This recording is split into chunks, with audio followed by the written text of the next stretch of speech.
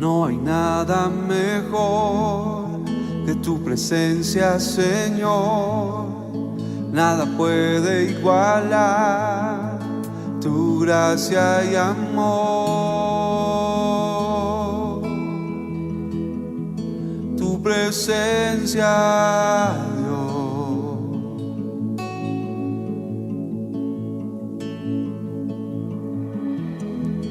He podido sentir el más dulce amor que me dio libertad y mi vergüenza borró. Tu presencia, Dios.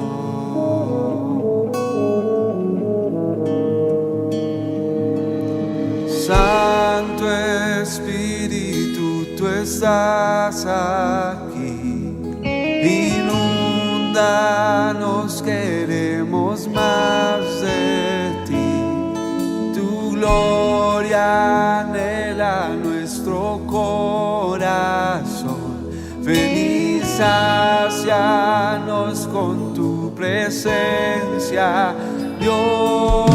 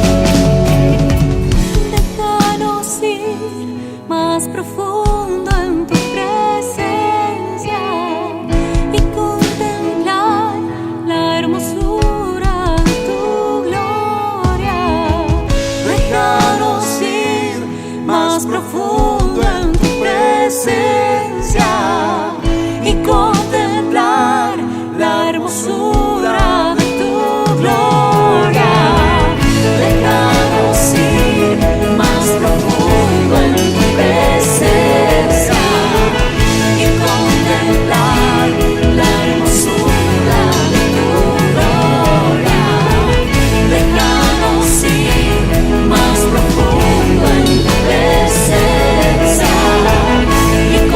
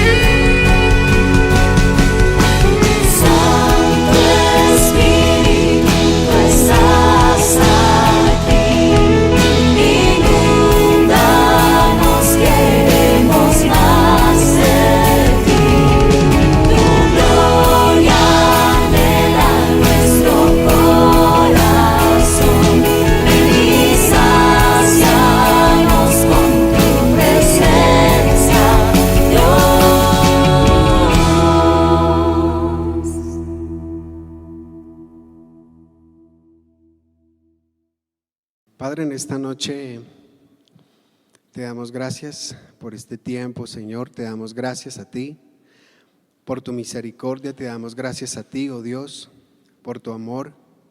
Gracias por este tiempo que tú nos regalas y que tú nos permites para estar delante de ti, para escuchar tu palabra, para estar a tus pies, escuchando tu voz.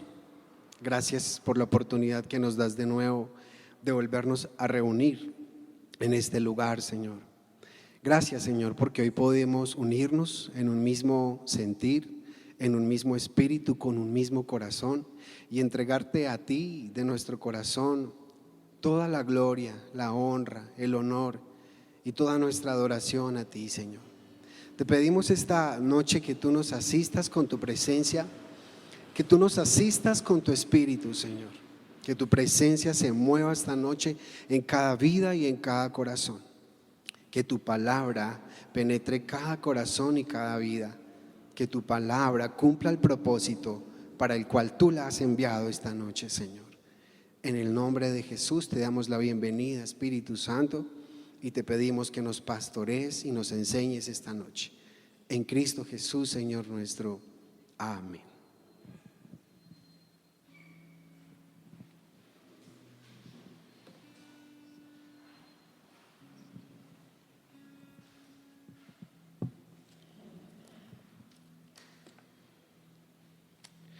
Yo les invito a que me acompañen a Mateo capítulo 3.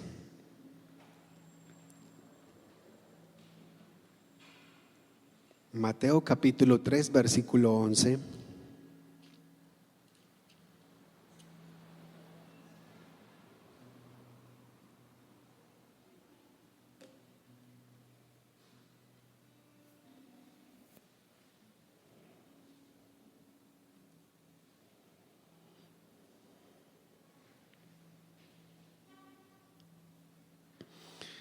Ya estamos ahí.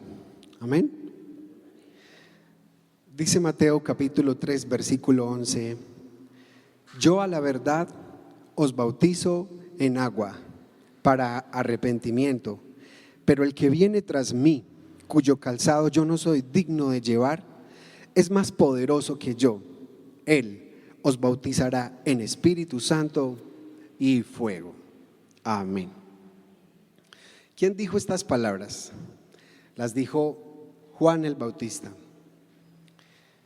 Resulta que él había sido enviado, como ustedes saben, para preparar el camino para Jesús, para el Señor.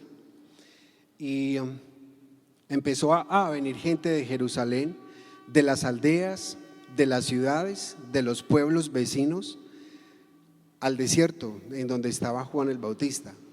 Y a estas personas fue que se direccionó Juan el Bautista para decirles estas palabras que acabamos de leer. ¿Sí? Así que en la última parte de ese texto, cuando dice que viene uno más fuerte que yo, más poderoso que yo, Juan el Bautista está diciendo que él solamente, humanamente hablando, solo podía bautizarlos en agua.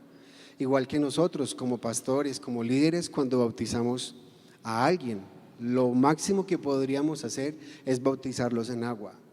Pero Jesús es quien bautiza con el Espíritu Santo y con fuego. Entonces, esa última palabra del versículo 11, fuego. Quiero hablarles un poco acerca de esa palabra.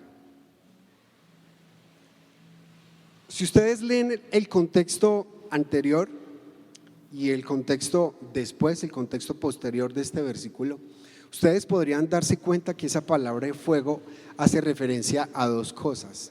Y una es que cuando Juan el Bautista está diciendo que él vendrá y los bautizará en Espíritu Santo y fuego, quiere decir que les está hablando de un juicio futuro, de un juicio que va a suceder, todavía no ha sucedido. Recuerden que ya hubo un juicio sobre la tierra y fue cuando Noé, recuerden la historia de Noé, cuando Noé les predicó, cuando Noé por 120 años les testificó, pero la gente no le quiso creer y sucedió que la tierra fue anegada en agua. Ese fue el primer juicio de Dios sobre la tierra. Pero nos dice la palabra en 2 de Pedro capítulo 3 versículo 10, que la tierra será destruida, consumida, pero ya no va a ser destruida por el agua, sino por fuego. Así que ese texto está haciendo referencia a ese fuego. Lo que Juan el Bautista está diciendo ahí es ese juicio que viene, que va a venir sobre la tierra. Pero también la otra dirección para nosotros los creyentes, para aquellos que hemos creído en Jesús como nuestro Señor y nuestro Salvador, ese texto lo que quiere decir cuando dice que seremos bautizados en Espíritu Santo y fuego, es que ese fuego quemará, pónganme mucha atención, dice quemará o consumirá las escorias pecaminosas del corazón. De modo que cuando nosotros nacimos de nuevo, el día que Jesús vino a nuestras vidas y nosotros le rendimos nuestro corazón, el día que Él vino a nuestro encuentro, ese día nosotros fuimos bautizados con el Espíritu Santo, recibimos al Espíritu Santo. Si tu fe fue genuina en Él, si tu fe fue una fe verdadera en Él, no tengas duda de que tú ese día recibiste el precioso regalo, el precioso don del Señor, del Espíritu Santo. Así que Él ahora mora en ti. ¿Sí?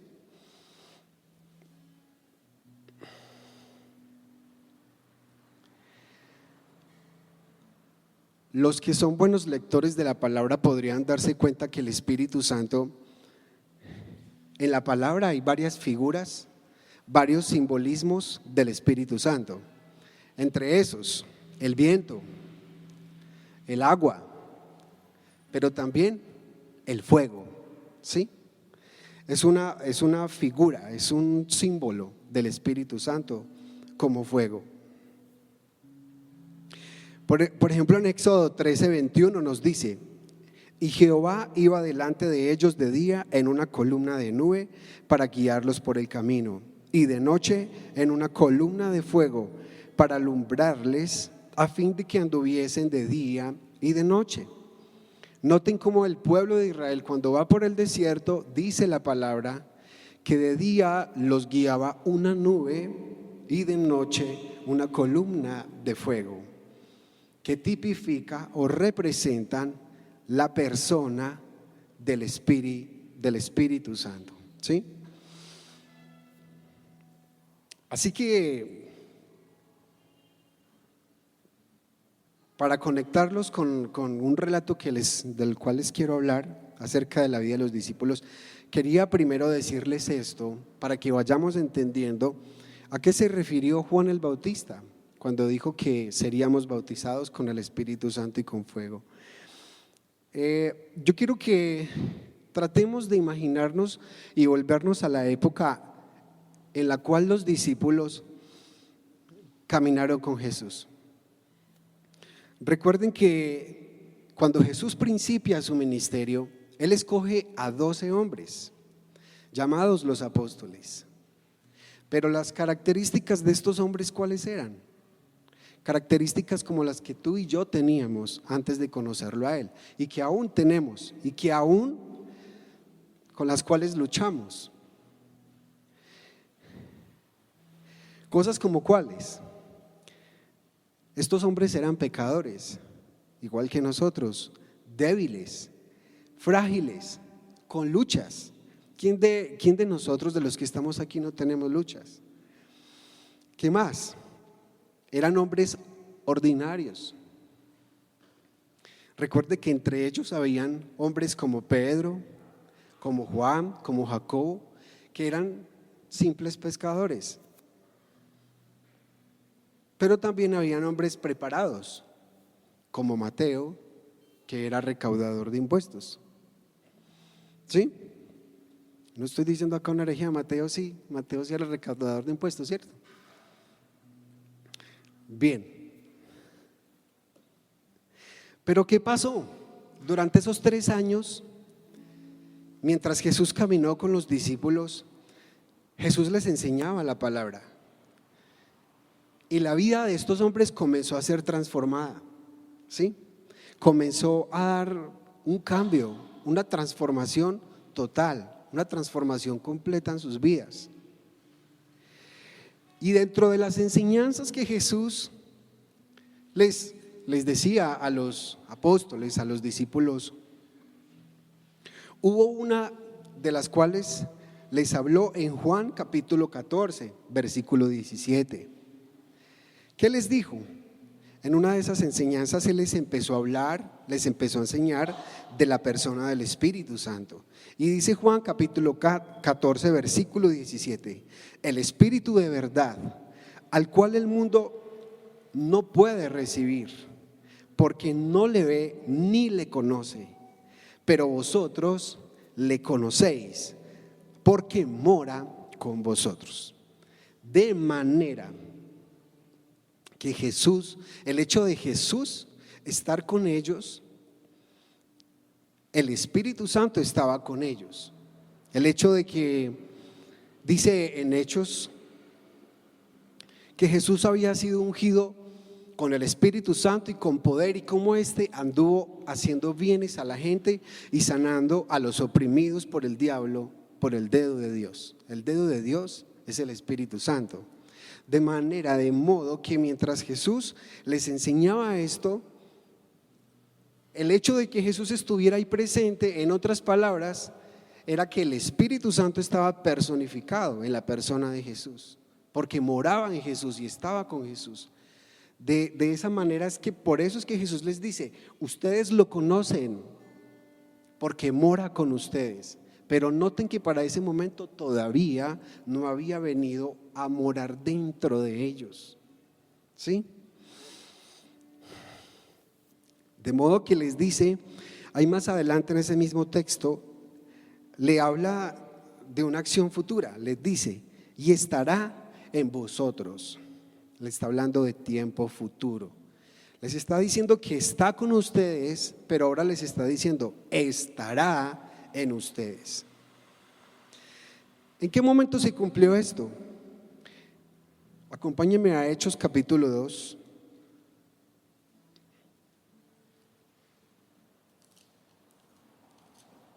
Y de repente vino del cielo un estruendo como de un viento recio que soplaba, el cual llenó toda la casa donde estaban sentados, y se les aparecieron lenguas repartidas como de fuego, asentándose sobre cada uno de ellos.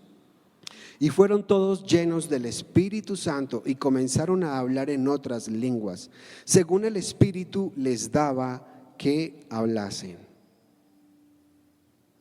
Amén. ¿Qué pasó en ese momento? Recuerda que yo les dije ahorita que hasta ese momento ellos habían sido hombres comunes, pero después de ese acontecimiento dejaron de ser hombres ordinarios para convertirse en hombres extraordinarios. Fueron los hombres que Jesús había escogido para fundar su iglesia y para empezar su iglesia con fuego y con poder.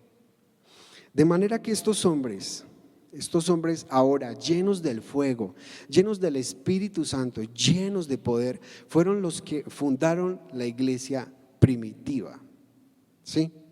Entonces ustedes podrían imaginarse por un momento cómo era esa iglesia. Si ustedes leen detenidamente los Hechos de los Apóstoles, el libro de los Hechos de los Apóstoles, ustedes podrían notar cómo era de poderosa y de avivada la iglesia primitiva. La primera iglesia que fue fundada en Jerusalén, y posteriormente comenzaron a extenderse hacia Samaria, hacia Judea primero, luego a Samaria y a las naciones de la tierra, ¿sí? Decía John Wesley, ¿han escuchado hablar de John Wesley alguien aquí de pronto? John Wesley, un avivador del siglo XVIII, él decía: arde por Dios y la gente vendrá a verte arder. Pero una iglesia que arde por Dios, afecta a una ciudad. Un ministro que arde, o tú tú que me escuchas, uno de ustedes que arda por Dios. John Wesley pensaba y decía, porque él lo vivió, lo comprobó, y la gente venía a escucharlo, así como estamos viendo en la vida de Juan el Bautista. Juan el Bautista, dice la palabra, que era como una antorcha que alumbraba. Era un hombre lleno del Espíritu Santo desde que nació, un hombre lleno de fuego. Fue el único que fue lleno del Espíritu Santo desde el vientre, Juan el Bautista, aparte de Jesús.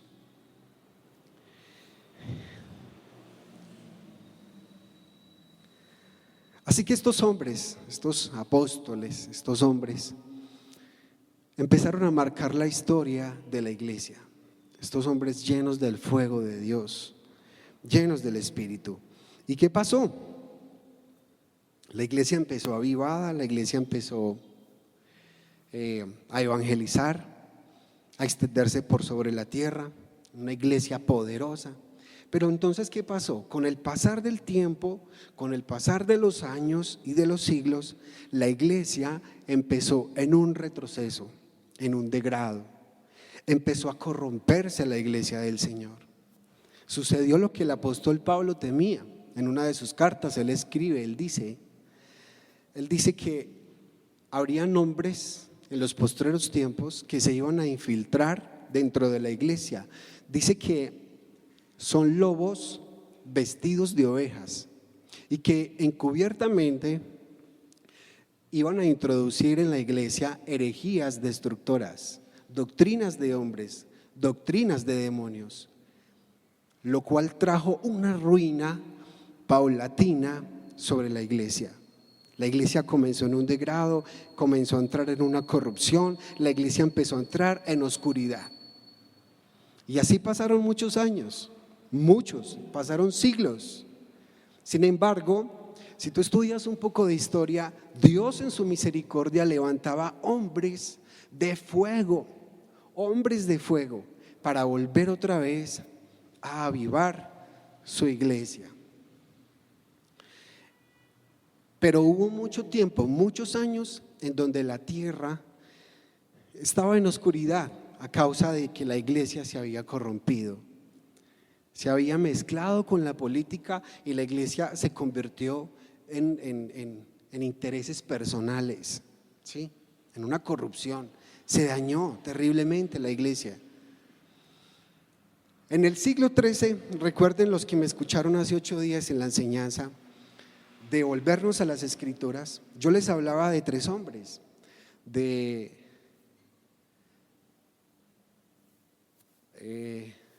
me olvida bueno, uno de ellos era John Hus, ese fue creo que del siglo XIV,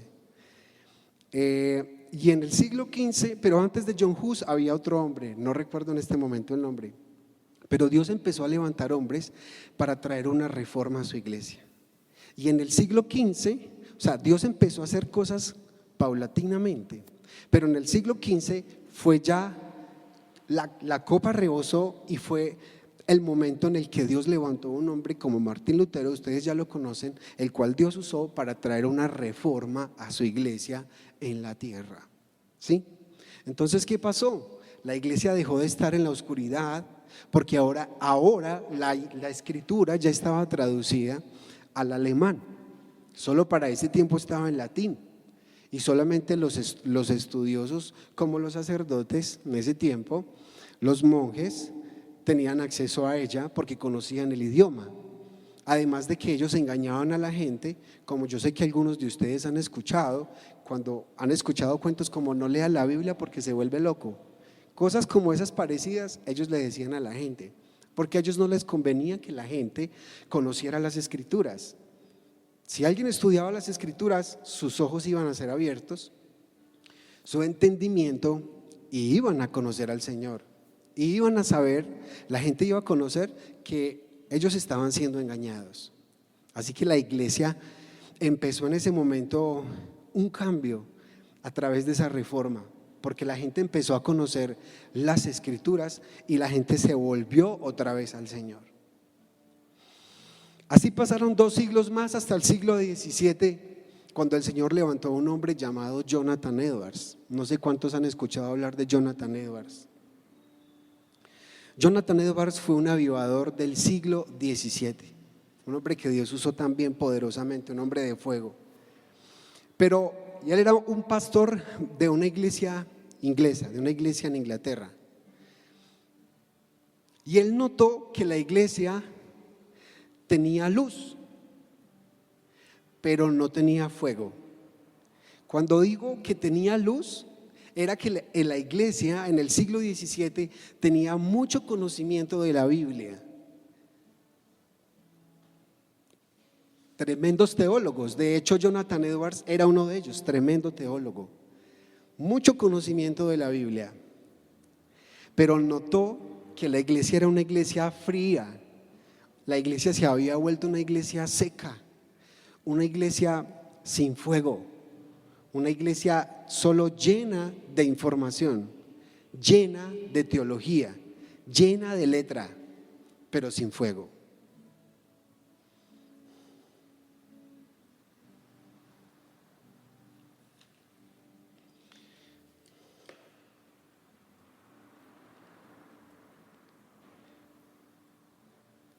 Ahora yo les preguntaría a ustedes,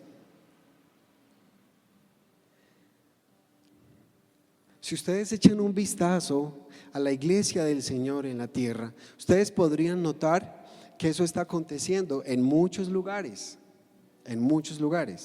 pero no vamos a hablar de otros, vamos a hablar de nosotros. Yo les preguntaría esta noche, de acuerdo a lo que hemos venido escuchando, ¿cómo estás tú? ¿Cómo estás tú? Pregúntatelo en este momento y respóndete tú mismo. ¿Cómo estás tú delante del Señor? ¿Cómo está tu fuego? ¿Cómo está esa llama que un día fue encendida por ti? El día que tú naciste de nuevo, tú fuiste bautizado en el Espíritu Santo, tú lo recibiste, si de verdad tú creíste en Jesús como tu Señor y tu Salvador, y empezó a arder dentro de ti un fuego. Yo no sé cuántos de ustedes podrían recordar en este momento la pasión y el amor que se desbordaba de sus corazones hacia el Señor cuando escuchaban la predicación. Yo no sé si ustedes alcanzan a recordar en este momento lo que ustedes sentían cuando ustedes leían la Biblia, o cuando oraban, o cuando testificaban de Cristo, cuando evangelizaban a otros. No sé si lo alcanzan a recordar, pero yo veo a la gente cuando nace de nuevo y lloran y se les ve el fuego y se les ve el amor por Dios, por las cosas santas, por su iglesia, por su palabra. Pero uno empieza a notar que con el transcurrir del tiempo, con el pasar del tiempo, ese fuego, esa llama comienza a apagarse, comienza a extinguirse. Ya se va perdiendo esa pasión por Dios, por Jesús, por su presencia, por su palabra. Yo creo que la mayoría de los que estamos aquí, si no por decirlo todos, tenemos ese momento en nuestras vidas cristianas. Empezamos, pero con el pasar del tiempo vamos perdiendo ese fuego, vamos dejando apagar esa llama.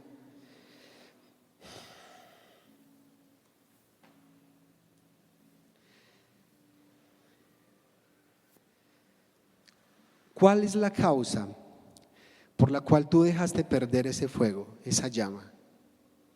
Piénsenlo. Tal vez demasiado trabajo.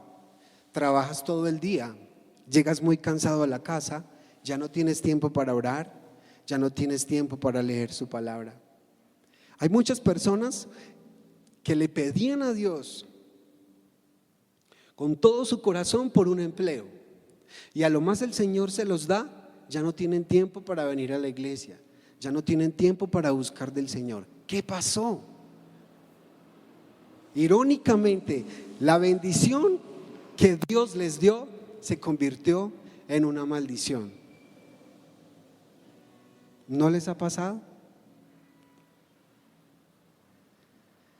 Otras razones, otras causas, ¿como cuáles? Dejamos de orar. Un cristiano que no ora, como dicen por ahí, el diablo se lo devora. Es verdad. Jesús les dijo a los discípulos: oren para que no entren en tentación, porque la carne es débil, pero el espíritu está dispuesto. Entonces dejamos de orar, dejamos de leer su palabra y empezamos a entrar en un degrado, en un retroceso. Comenzamos a escuchar el consejo de nuestros amigos más que el consejo de Dios a través de su palabra, y empezamos en un retroceso y en un degrado espiritual. Ustedes de pronto lo han vivido o conocen a alguien que lo esté viviendo, alguien que ustedes incluso vieron en este lugar, avivados, sirviendo al Señor. Pero ¿qué pasó? Y nos preguntamos qué pasó, si él predicaba, si él lideraba, si él cantaba en la alabanza, si él servía al Señor. ¿Y qué pasó entonces? Y ahora están descarriados, no quieren saber nada de Dios. ¿Los conocen o no? Yo los conozco. Y ahora ya no quieren saber nada del Señor. Su fuego se extinguió, el Espíritu Santo en sus vidas se apagó. Si es que realmente algún día nacieron de nuevo, si es que algún día realmente lo tenían.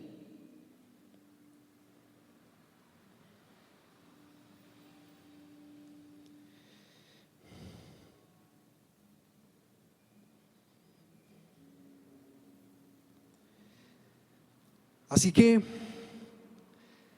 después de hacerte esta autoevaluación, este autoexamen, después de revisar tu vida en este momento, ¿cómo estás tú delante de Él?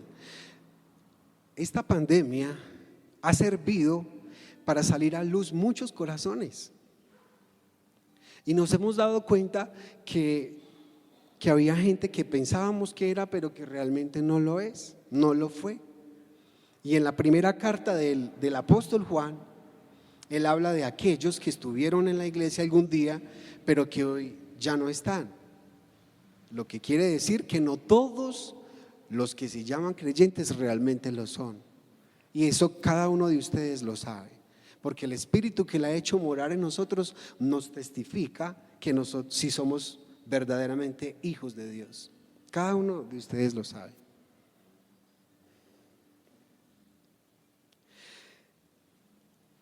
Así que si tú tienes tu llama, tal vez durante este tiempo puede haber pasado que te hayas desanimado. Es posible, es posible. Yo me encuentro con gente que en este tiempo, a causa de que no nos pudimos volver a congregar, se les fue perdiendo el ánimo, la fuerza, la potencia, esa llama, ese amor, esa pasión, ese fuego por Él, por Jesús, por su presencia. A lo cual yo te digo hoy de parte del Señor: aviva la llama que hay en ti. Segunda de Timoteo 1:6 le dice el apóstol Pablo a Timoteo: por lo cual te aconsejo que avives el fuego del don de Dios que está en ti. Para ese momento Timoteo había recibido un don de parte de Dios a través de la imposición de las manos del apóstol Pablo. Y el consejo del apóstol Pablo es que avive el don. Pero también, ya les voy a decir por qué. Cuando busquen el diccionario Vine del Nuevo Testamento, ese texto también aplica para poder decirles que el Señor nos manda a que avivemos el don que nosotros recibimos, el don del Espíritu, el don de la fe que tú y yo recibimos el día que creímos en Él. Dice, avivar es una palabra griega que es anasopureo, anasopureo. Denota volver a encender o mantener plenamente encendida una llama, y se usa metafóricamente en este texto, donde el don de Dios es considerado como un fuego que pudiera quedar extinguido por nuestro descuido.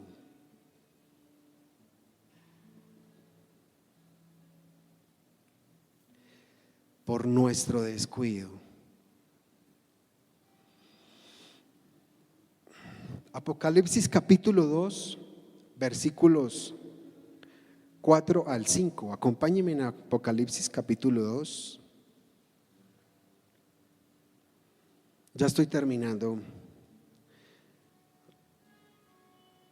Así que no se me duerman. Un poco de paciencia.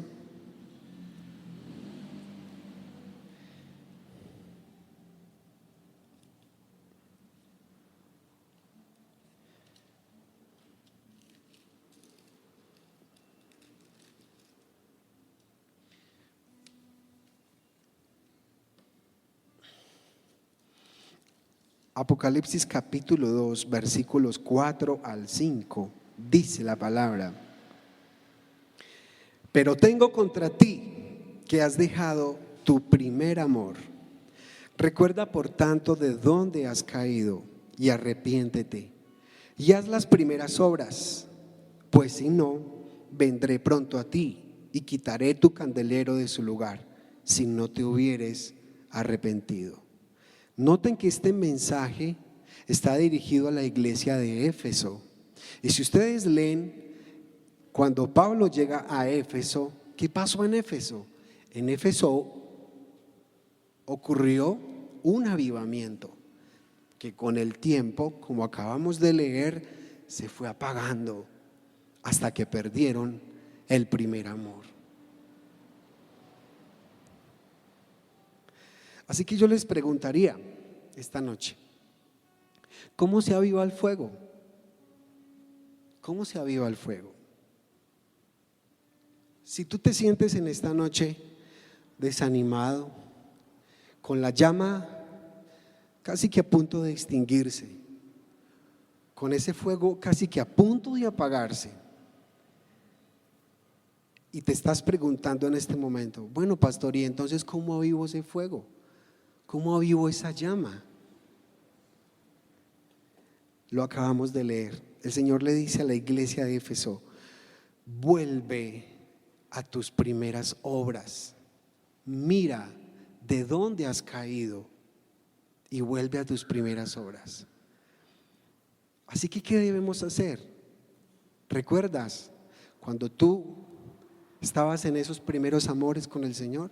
El Señor te dice: vuelve a ese lugar, vuelve a ese lugar en donde yo era el primero para ti, en donde cuando tú te levantabas me buscabas, antes de acostarte me buscabas, leías la palabra para escuchar mi voz. Es lo que el Señor te dice esta noche.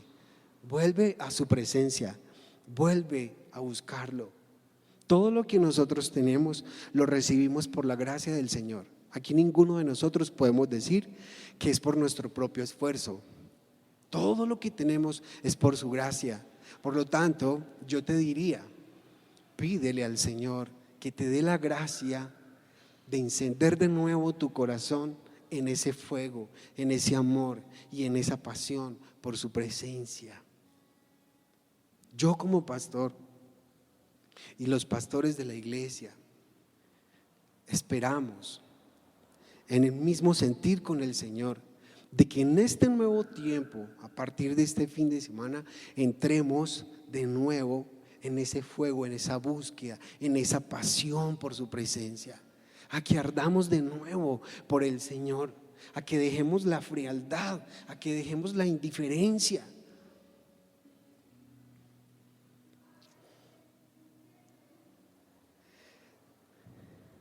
Así que primero te diría yo, para terminar, de parte de Dios y delante de Dios te digo: arrepiéntete de tu descuido.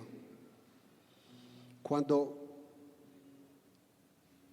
se los ilustro de esta manera, un matrimonio,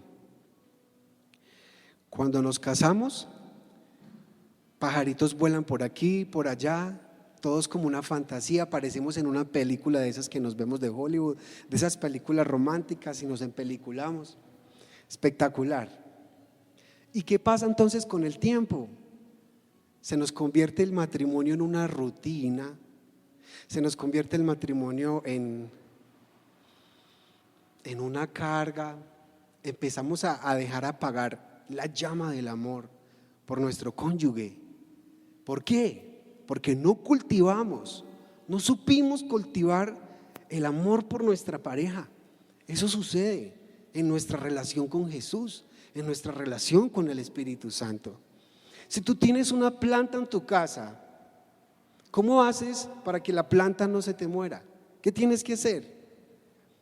Cuidarla. ¿Y cómo? Echándole agüita, abono, sacándola al sol para que la plantica no se te muera. Si tú enciendes una fogata y comienza a llover o comienza a soplar fuertemente el viento, ¿qué haces?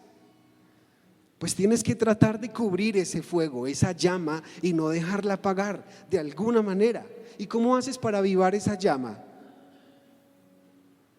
Echándole combustible o carbón o leña, dependiendo de la fogata que hayas hecho. Sí. Así que yo te digo esta noche, arrepiéntate de tu descuido. Y segundo, vuelve a la comunión con Dios y su palabra. La única manera de que tú vuelvas a avivar, esa comunión y esa relación con Dios que tú tenías, es que tú te vuelvas a la palabra. Hace 8 días hablamos de volvernos a la palabra. Y ahora yo te digo, vuélvete a buscarlo en adoración y en oración, en la búsqueda de su presencia. Y si tú te vuelves a la palabra y te vuelves a la comunión con Él, en su presencia, tu vida será avivada. Dejaremos de ser cristianos mediocres, cristianos tibios. No sé si ustedes se han dado cuenta de entre tantas religiones que hay, entre tantas creencias, personas como los musulmanes, por ejemplo, son tan entregados por su causa que se inmolan, son capaces de matarse, porque ellos piensan que si lo hacen están sirviendo a Alá, y que cuando ellos se maten van a pasar a una mejor vida con Alá. Ese es el pensamiento que ellos tienen, y por eso ellos no lo piensan 2 veces para inmolarse por Alá. Y nosotros que tenemos al Dios verdadero, al Salvador, al Rey de Reyes y Señor de Señores, y hemos recibido el precioso regalo de su Espíritu, tristemente dejamos apagar ese fuego y esa llama. Así que yo te digo de nuevo, vuélvete a la comunión con Dios y a su palabra. No importa si eres líder, si eres maestro o si solamente eres un miembro de la iglesia, vuélvete a la palabra, vuélvete a la comunión con Dios, a la oración, a la búsqueda de su presencia. Y te aseguro, te garantizo, no porque yo lo diga, sino porque el Señor lo prometió, que tu vida será avivada y que tú arderás por Dios y vas a causar un avivamiento en tu casa. Vas a causar que tu esposa o tu esposo, tus hijos, tus tíos, tus tías, tus primos, tu familia comience a ser contagiada por ese fuego que hay en tu vida. Así como venían a ver a Juan el Bautista, porque era un hombre de fuego, y venían para escucharlo, y así como venían para escuchar a los apóstoles en la iglesia primitiva, escucharlos predicar, asimismo Dios te quiere usar a ti también, en tu casa, en tu trabajo. Yo he sido estudioso de los avivamientos, como les he contado, y me asombra leer las historias de aquellos hombres que en su empresa, en su trabajo, no eran ni siquiera pastores, ni apóstoles, ni profetas, ni maestros, pero eran hombres tan apasionados por Dios y tan llenos del fuego de Dios y de su presencia, que causaron avivamientos en esos lugares en donde Dios los había puesto. Y déjame decirte una cosa: si tú no eres pastor, si tú no eres un líder, pero Dios te ha puesto en una empresa, Dios te ha puesto en la universidad, Dios te ha puesto en diferentes lugares sociales para que tú seas una llama de fuego que arde por Él, para que contagies a otros con su presencia. Amén. Esa es la palabra que el Señor me había entregado para la iglesia esta noche, este fin de semana.